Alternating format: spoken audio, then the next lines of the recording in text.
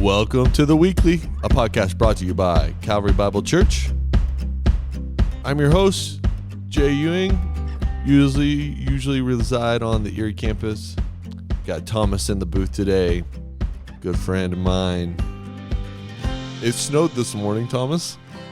Yeah, I didn't know that was going to happen. Me either. I learned that this has been the longest streak of more than 2 inches of snow in like 20-some years. Really? Maybe it wasn't 20, like 15? Something. Maybe. I remember that 15 years ago.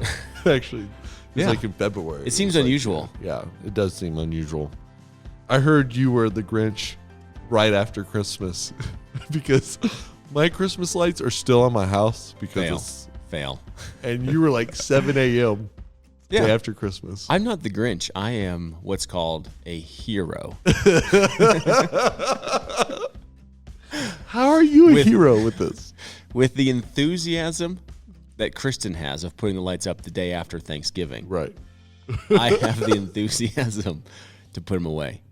In fact, I could honestly put away Christmas on Christmas. Like, well, it is 10 a.m. This thing is kind of over. Let's button it up. Let's box it away. Oh my gosh. But, okay, especially on years like this year where you have like a 50-degree day. Yeah. The day after Christmas. Yeah. You best be putting Christmas away. When else are you going to do it? I heard that you were, and I had another friend who was on your block who was telling me this, and he did the next day before the snow came in. I called y'all both Grinches. But now I still have Christmas lights up. Yeah. And I don't know, maybe February I'll get them down. Okay, so here's my question for you, though. But I won't turn them on. That's my question, because the kids and I were driving to practice the other night. And a lot of people who still have their lights up are still turning them on. This is the last weekend. Saturday will be the last night. Why is that?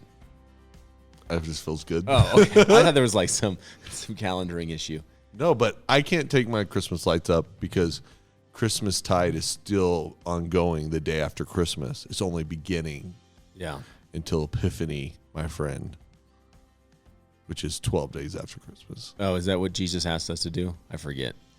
No, but he didn't ask us to celebrate on the 25th either, bud. So, like, I don't know where you're going there. All your Mr. Spiritual. All your man-made traditions. All your man-made traditions. Oh, my goodness. Makes me sick. Hey, Calvary, we're so glad you're listening in on 2023. There's so many good things happening at Calvary. I got some breaking news today, but before I get to there, you need to go to calvarybible.com, click your campus, find out what's happening in your neck of the woods. Like I said, studies are starting back up. We got retreats. There's ways to get your kids plugged in here at Calvary, middle school, high schoolers, Calvary kids. It's a great year. It's going to be a great year here at Calvary. The Lord's going to do some amazing things, and we don't want you to miss out. So go to calvarybible.com, click your campus. Thank you for listening to the announcement. But breaking news, I know that caught your attention to get you through the announcements. Breaking news, Thomas. You should do the. You got to do that. Okay, wow, that was lame. All right, breaking news. Is this real breaking news? Yes, it is. Calvary Bible Church has officially gotten new coffee on all 3 campuses. Have we not podcasted about this already? Well, Erie went first. Oh, okay. You know, but because Jay Ewing's excitement was overwhelming, that no, we're just going to do that. You know what week. I bet happened? Yeah. Just trying to connect the dots. All the listeners to this podcast on Thornton and Boulder probably just cried out to their campus leadership. Oh, they did. Yeah. They were wondering. The outcry was so great. That the Lord heard. Yeah. Just like at the beginning of Exodus. Yeah. Where's your misery? Where is our meat? Yeah. I was thinking more of the coming out of Egypt, but okay. Anyways, but yes, we got coffee now. Ampersand is officially the Calvary coffee. Oh, it's so good. So many years. Here's my question. Are we going to rotate different roasts? Oh, my friend. Oh, tell me about this. Yes, we are. On the Erie campus, my distributor is bringing in some new coffee today because we've been drinking Peruvian coffee for the last month and a half. Okay. And I think in February and March, we might change it up. Okay. So, yes, we will be. That will be your campus dependent. They will be. Okay. Yeah. Here's the problem. 1 out of the 3 individuals who oversee this new coffee thing don't drink. No, only 1 out of 3 drink coffee. Let me say that. Oh, really? Yeah. So, but they're starting to see the light, and now you can enjoy some great coffee on your campus. For black coffee drinkers. I mean, when I see people like dropping 6 sugar packs, You know it is. and the caramel, whatever, I'm thinking, there's no coffee left in that. Yeah, you can drink whatever. You can drink Folgers and be okay. Yeah. Yeah, totally. But I'd be happy to have like a cup of black Folgers, Maxwell.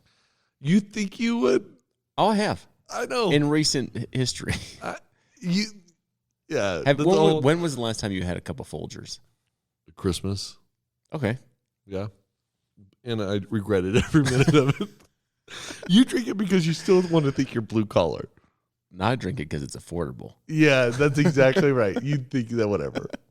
It's like $12 a pound for It's good expensive, coffee. my friend. It is. But my taste buds are worth it. All right, let's get into actually some really good news. We were in chapter 15 of Luke. Back in Luke. It's back in Luke. That's some good news. Are you excited to be back?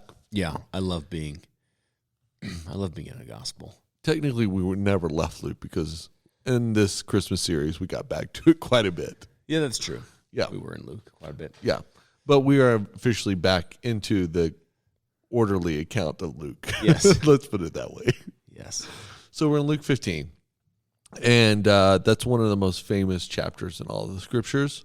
In fact, there's a warning for chapter 15 I want to give. Is that you've heard this so many times that it could become boring in chapter 15. I suppose. I mean, but like, it's so good. But you have That- flannel grafted it, and kids long ago, you have heard songs about it. You've heard stories about it. You know what I mean? It's like chicken soup for the soul material sometimes. Yeah, I could see that. That's a really old reference, by the way. Chicken soup. Man, there's an idea we should have had to make money. that and the promise blessing book. Oh, yeah. It's like you didn't have to write any of the promises. Yeah. You just hijacked them from whatever text you wanted to. And put them in the book. Then you put them in the book. And then the best part, the genius, was you kept the exact same book, except you changed the cover. Mm-hmm. Like promises for the graduate, promises for the expectant mother.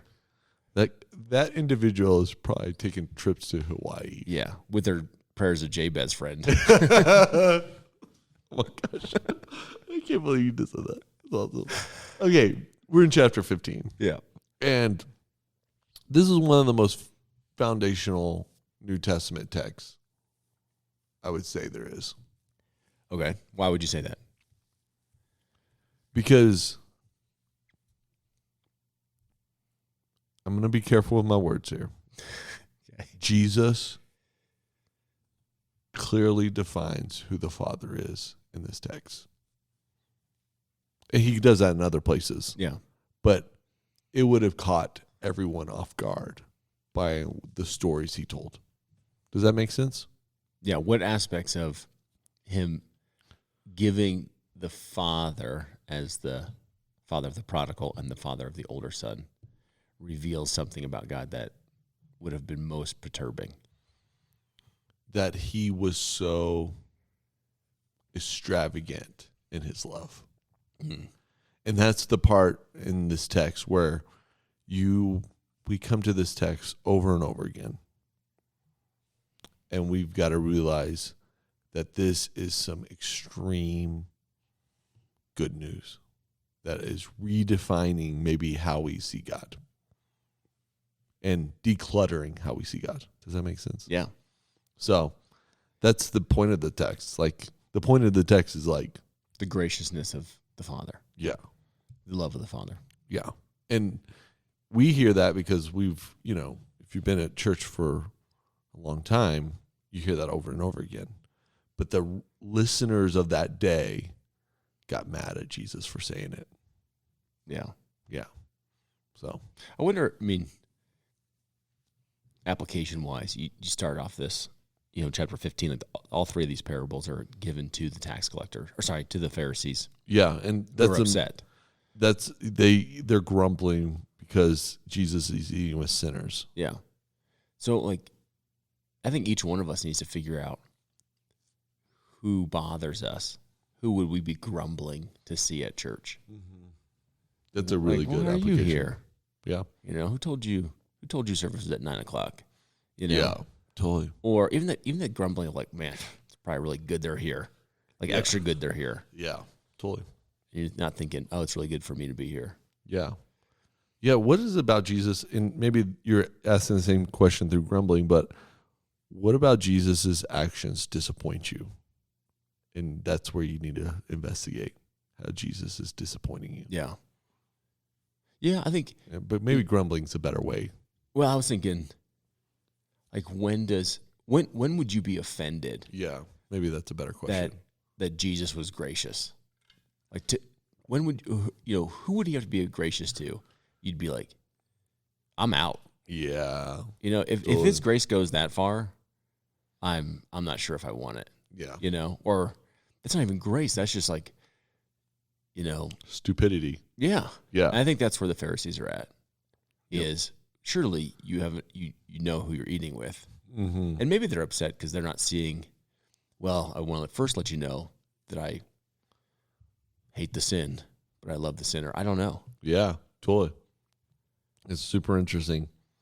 That's the piece where I would love to have. I wish I could have been there, because you're getting snippets of the story mm-hmm. that Luke wants you to see. Yeah, but I'm not seeing the whole full picture. Right. And here's the thing. I was thinking about this morning driving in. No one else tells this story. There's no other story like this in all of Scripture. Am I right about that? There's... What do you mean by that? On the prodigal side, the sheep side? Because I think he's going to unpack who the Father's always been. So I think we... Mm-hmm. And John helps us really understand that. John really helps us. Yeah. And Jesus' sermons in the middle of John. I agree with that. But this story is just so unique. It's just, it stands out. Don't you think it's the story of Israel, though? Ooh, that's a really good question. This is the father who has 1,000 times gone to I gotta go find my sheep. Yeah, totally. They're stuck in Egypt. I gotta go find my sheep.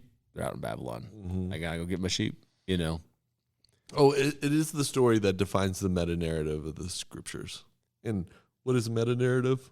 The big picture, the big story. Yeah, the big story of page the 1, Scripture. page 2. Yeah, it is These are the three stories that define this whole thing, right? On some level. Yeah. It's interesting though. We talked about these three stories, and maybe we should slow down and talk about the lost sheep, and the lost coin, and the 2 lost sons. I don't know. Is that the name you'd give to the parable? I guess it's been given a bunch of names. Yeah, it is interesting. Maybe we should do a podcast on how actually these get their names historically. How do we get our chapters? And we haven't done that on this podcast. How these names of our Bibles got, titles. But, there's a lost sheep, and the lost sheep is of a story, as you pointed out on Sunday, about a man leaving home to go find the one, right? Yeah, he's lost. Yeah. Because he left. He's lost because he left. Which, my question is, he goes and gets the sheep, and then he comes back and celebrates. Mm-hmm.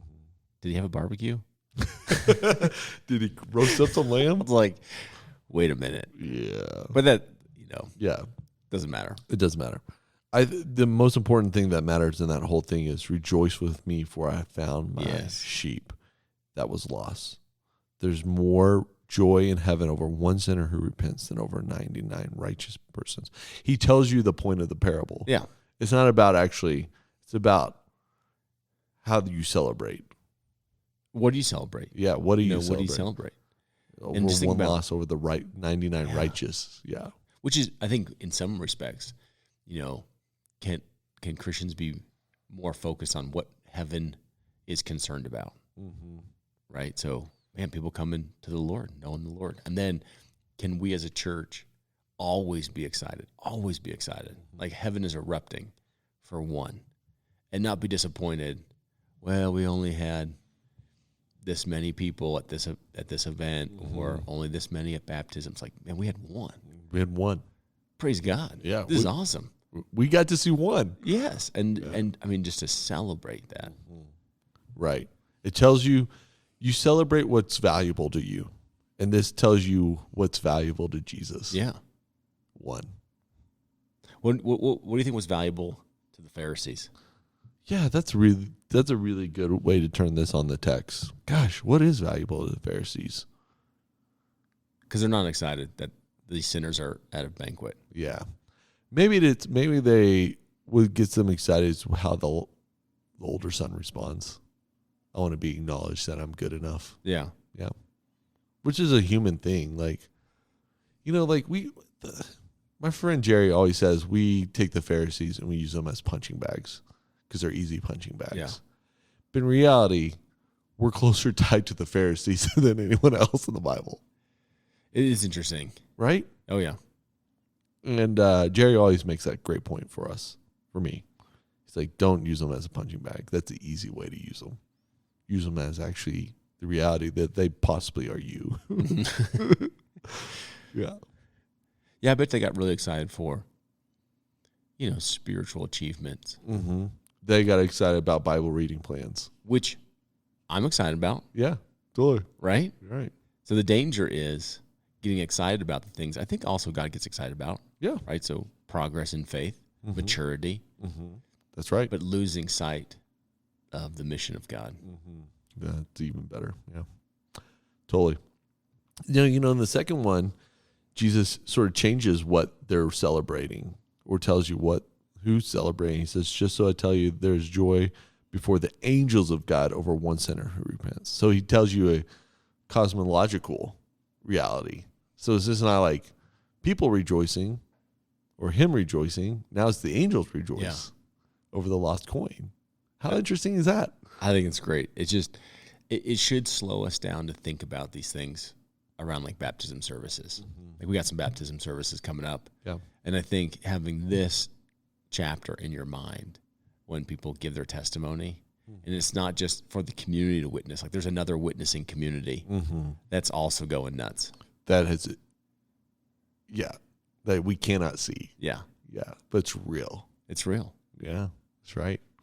It's really good. And then he tells the most famous part of this, and that's the prodigal son. Rich Mullins does a wonderful job of talking about the prodigal son. Yeah, how so? In a lot of his music. He has a theme. If you know Rich Mullins' story, which he's old, he's getting more and more obscure, but Rich Mullins really has a theme of prodigal within his music through his life. It's really helpful. As some of it's cheesy compared to modern music, but it's a good formation music to hear some of the words in which Rich Mullins sang about. For the generation who knows Rich Mullins, you're like, yeah, I love my Rich. All right, so do you think it's possible to be both the prodigal son and the older son? Yes. Here's the thing. I think this text is a parable, which we have to get parables. What are parables? Let me ask that question to you. Yeah, parables. We're going to talk a little bit about this on Sunday because in chapter 16 we get a weird parable. Oh, man. It's a very strange parable. It's so strange. I'm glad you're doing it. So you have to do what is a parable? Right, so a parable is laying side by side something, right? So in order to teach a truth, he's going to tell a story, so he's going to lay it next to it. They're very hyperbolic. Yeah, they're right? They're stories to tell about what God's up to. Like Jesus is telling a parable that he's a character in. Yeah. God's a character in, so that you can understand a principle about the kingdom ethic, its value, talk about kingdom practice. Yeah. So it's for us to understand what the kingdom's about. Yeah, and if you're very confused by parables, which many Americans are because they're very Eastern in their sort of originality, and they don't really function very well with American like educational system understandings of things. Craig Blumberg does a great book on parables. Yep. That is sort of the class of in itself. That's pretty much what I have grasped as this is my understanding of parables from Craig Blumberg. Yeah. He does he's master class in that. But and you could always reach out to Zach Thompson because Zach always has some really good resources around the Gospels. I'd be interested to hear what his favorite text on how to understand parables. It might not be Blumberg. It might be something Maybe else. not. Could be. But yeah, you asked this question. Can you be both of these individuals in this text? I think the reality is yes. Yeah. Yeah. It depends on what day, the week, Well, what hour Yeah. I'm living in. I wonder in some respects, I mean, it's just a parable, but, you know, like your younger years, could you be seen as, you know, I am run from home. I'm going to go test the waters. I'm going to go spice up my testimony. Yeah. And you come back and, you know, you kind of grow into the older brother Over time. over Yeah. time. If you forget the grace. Totally. Or if you're one of the ones that haven't spiced up your testimony, you could always have been the older brother. Yeah. You just didn't realize it. It's for both. Yeah. It's for both. I think the reality is when you read this text, every time you read it, you're probably someone different. You know what I mean? And the reality is it's not the point of the text really. And I can hear someone shouting at me. It's not the point. The point of the text is the extravagant love of God. And that's the point of the text. Yeah. I mean, you really have to extrapolate it out because the parable was given to an audience so that God could describe his love for Israel. Like, this is what I'm doing. And then we extrapolate it out as, okay, how does this apply to the people of God? Right. Totally. And then to me, you know, Yeah. personally. But If you're a Pharisee, you would have been caught off guard by a few things in this, especially the third parable. One, the dad ran. That would really have caught you off guard. Like, that's this uncultural, like, men didn't run. Like, it was shameful to run. And that would have caught you off guard. That the father who is rich, who has wealth, who has a son that has brought shame on him, is running back to him. You know what I mean? Which shows you the overwhelming emotion which the father has for that son. He doesn't care about the shame. yeah, Culturally, he cares about his son and being the first to see him. a Jewish friend of mine, I have to look into this, made the observation that there was a community duty to uphold the father's honor. And so in part of the father running to the son was to actually guard him against the community, putting him to death. And it's like, I haven't heard that before. I have to think about that. Yeah. And so his running is not just simply, my son's home, but let me also protect him from the community that would want to bring him harm. Yeah. That's interesting. I don't know. Let me be the first one to acknowledge that he's okay Yeah. in my presence. Yeah. You know, the other thing would stand out is like not just the clothes or the fattened calf, but that he gave him his ring back. He gave him his ring. And in our culture that like, we're like, okay, a ring, but like a ring back then was a bond between giving you full authority of what the father. So if you said something and you had that ring on, that came from the father. Does that make sense? Yeah. So it's like restoring even to authority of who the son is. He can boss you around now. Yeah, I guess that's true. It's like he gets the full restoration, right? Yeah, it's full sonship. full. It was like it never No asterisks. no asterisks. Like, well, but you can't touch the money anymore. Yeah. You know what you do with it. You know what I mean? Like, no, it's like, nope, he's it. Yeah. Here it is. Fully restored. Yeah. Now, I know we're not supposed to press, I mean, this is my understanding, all the details of a parable. But I do think it's just fascinating how colorful this one is. Yeah, it's really colorful. With so many, I mean, like you have the younger son in pigsties. You know, you just think, oh my gosh, how repulsive the younger son must appear Yeah. to the older brother, or to the Pharisees hearing the story. And then the lavish love of the father to bring him in. Yeah. And then how kind the father is to the older son, who's like, I can't embrace him that quickly. I don't even want to embrace him, And the father goes out to him. Yeah, totally. It's one of the few moments in the writings of Jesus, the speaking moments of Jesus, where he defines what sin is. Do you know that? No, tell me about it. Well, this is one of the moments in our Gospels. We know what sin is. We get defined by sin. We get a good definition of sin from the epistles and those later writings. But Jesus tells you in this parable that the son sinned against himself, against his community, and against his father. Jesus gives a very robust view of sin, even in a parable. I know a parable is like stay on the surface. Yeah. But in reality, this is one of those few moments where Jesus actually defines the effect of sin. From the younger brother. From the younger brother. Okay. I thought you were going older brother with No. when he heard the music and dancing. No. No, my Bible college friends. No. It's allowed. It's allowed. It's back. Just watch Footloose. We see what happens when you ban dancing.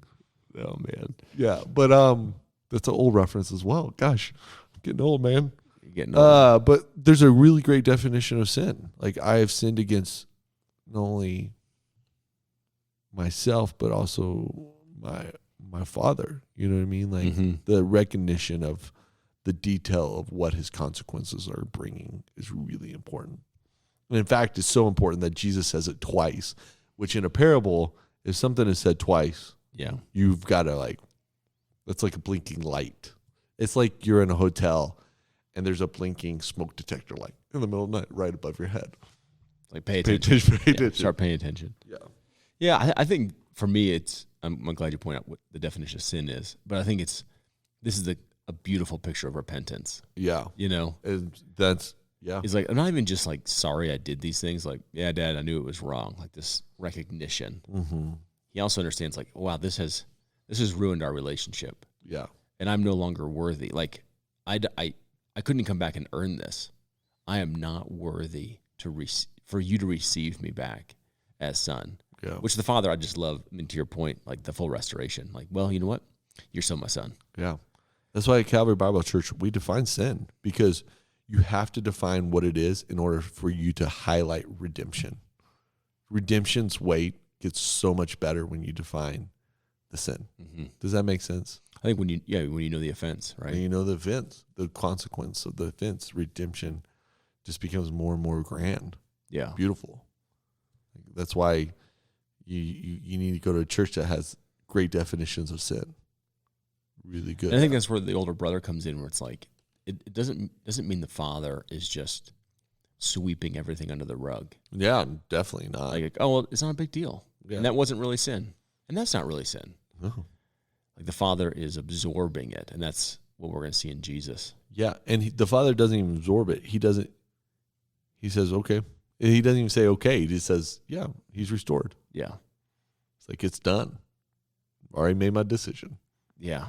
You know what I mean? So I'm not good. going to defend that decision. I love it. It's like bring quickly. It's not even like, well, let's hear him out. We'll bring him in front of the community. It's like bring quickly. Mm-hmm. Now, the father, I think, knows his heart. But again, parable, don't press all the details. Right. Yeah, it's really good. And we get the reason why he said that it's fitting to celebrate and be glad, for your brother was dead and is alive. He was lost and is found. I think that is so important. I know we highlighted it, but it's like to be lost is to be dead. Mm-hmm. Like when I was lost from Jesus, I was dead. It wasn't like I wasn't in the preferable place or what was best. It's like you're dead. You're dead. And to be found is to be alive. Like you have to move from the realm of the dead to the realm of the living. Mm-hmm. Yeah. So how would you encourage people to reread this text this week? So we listened to great preaching in all three campuses on Luke 15. they should listen to probably Tom and Zach preach this. But how would you say, okay, this week, find some space, slow down, put the phone away, pick up a paper Bible, find a comfy chair. Yeah. Get your tea or coffee ready. How would you read this text? I think for me personally, I'll just how about this? I'll share with you how I did, because I say this somewhat frequently. Before the Lord allows me to participate in anyone else's formation, like teaching on Sunday, He's first and foremost committed to mine. Yeah. And so I have to, I sit in these texts for weeks. And the one that came to mind when I was in it was not so much if I was prodigal or older anymore. I know that I'm prodigal. My heart's prone to wander, like, Lord, just bind it. But am I seeking the things that the Father's seeking? It's like 3 times he tells me, let me tell you what God is after. Like, he's a seeking God. This is what he's interested in finding. That's right. And what am I most passionate about seeking? And part of that's tied to, like, what am I most sad about losing, right? And so we jokingly said this on Sunday, like, what is the thing that you've lost that really frustrated you the most or scared you the most? And maybe it was a pet, maybe it was your phone, maybe it was, one of your kids. Yeah. What if I had that same passion for what heaven rejoices over, which is seeking and finding lost people? Yeah. And I just think I have to re-engage again to another level of bringing tax collectors and sinners around my kitchen table. Totally. And it's there. It's a pretty regular practice. But the older my kids get, the more committed I get to commitments, school, sports, church, neighborhood, everything. It's like, is there still space for me to be intentional, to seek after the things the Lord's seeking after? That's right. So I think that mostly for me that's what it's been is, wow, am I still seeking the things that the Father's seeking? And do I celebrate the things that he's celebrating? Right. Or man, is my attention and, like, this treasure hunt of life after all the wrong things? Yeah, that's good. It's good. Maybe a good question to ask is, like, in 2022, what's the biggest party you threw? That'd be good. And that tells you your greatest value. Yeah. You know what I mean? Your greatest value. It's Valentine's Day, right? Yeah. Your favorite holiday of all the holidays. All the holidays. Christmas is above Valentine's for you, but barely. Whatever. Christmas is totally above. No. New Year's, Valentine's, St. Patty's is kind of in this mystery box of what are we doing? We know that you love 4th of July and Thanksgiving. And my birthday. It's my birthday year. No, it's not. Did you know it's my birthday year? I know. It's your 40th. You're getting old, my friend. Hips are going to feel a little different this year. I don't know. Yeah. Kristen asked me what I wanted to do for my 40th. I said, I'm gonna go and preach. It's on a Sunday. I'm gonna go home and take a nap. She's like, that's the saddest 40th. It's like, that's all I want to do. Yeah, man. It's great. Anyway, what about you? Yeah. What would be your? I think don't miss it. So I think yours is spot on. When you read this text, ask yourself, do I see God clearly? And then read that text again and see what God is. Yeah, that's a good question. Is when you think of God, does a shepherd leaving the 99 to seek after one wayward sinner, does a woman who's great. looking for a coin in her home, turning it upside down. Yeah. And does a father being willing to restore sons outside and inside the house come to mind? And always looking out the front door. Yeah. Ready for them to come home. I see him. Yeah. It's amazing, right? Always willing to he took a step towards that's another thing that I think is really important. He took a step towards the younger brother, and he went and found the older brother as well. He had to find both. Yeah. They didn't come to him. He found them. He didn't wait. That's really good, Jay. If that needs to be those 3 images of a shepherd, of this woman, of a father. Yeah. How are you defining God this year? That's who God is. Yeah. Let him define it for you. in this text because he'll define it in this text for sure. Yeah. All right, Thomas, so good to be with you, man.